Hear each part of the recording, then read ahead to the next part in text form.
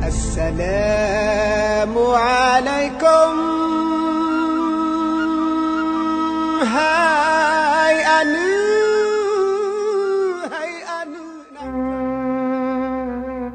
Setelah sekian lama Aceh melahirkan seorang ulama muda, Abuya Muda Wali, kini Aceh telah melahirkan kembali ulama muda Aceh, yaitu Abun Muda Tengku Muhammad Nabil atau masyhurnya Tengku Akan.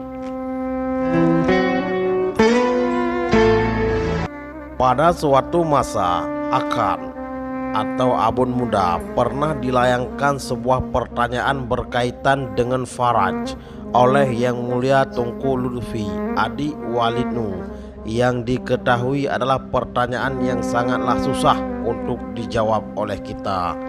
Begitu Abun Muda membaca pertanyaan yang dituliskan Tengku Lutfi, Abun Muda spontan menjawabnya dengan tanpa pikir panjang, dan jawabannya tepat dan benar tanpa khilaf. Di umur 20 tahun, Abun Muda sudah bisa menguasai beberapa ilmu yang belum bisa dikuasai oleh anak-anak sebayanya atau di atasnya. Sungguh suatu ilham yang luar biasa.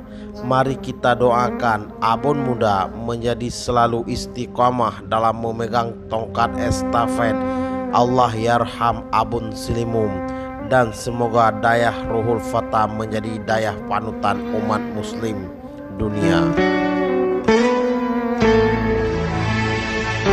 Setelah sekian lama, Aceh pernah mencetak ulama pada usia mudanya menjadi abu, yaitu Abuya Muda Wali. Kini telah lahir kembali Abun Muda di usianya yang 20 tahun.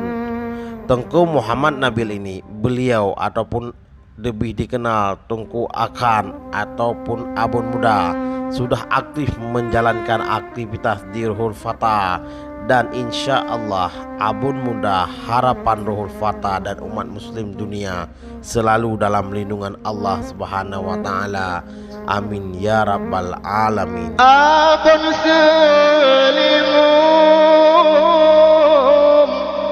yang berpimpinan gampang dronenya Selimum Jaya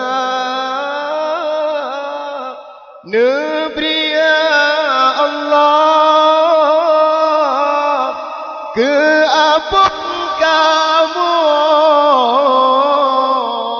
nepe tempat haifah dalam syurga kamu bandu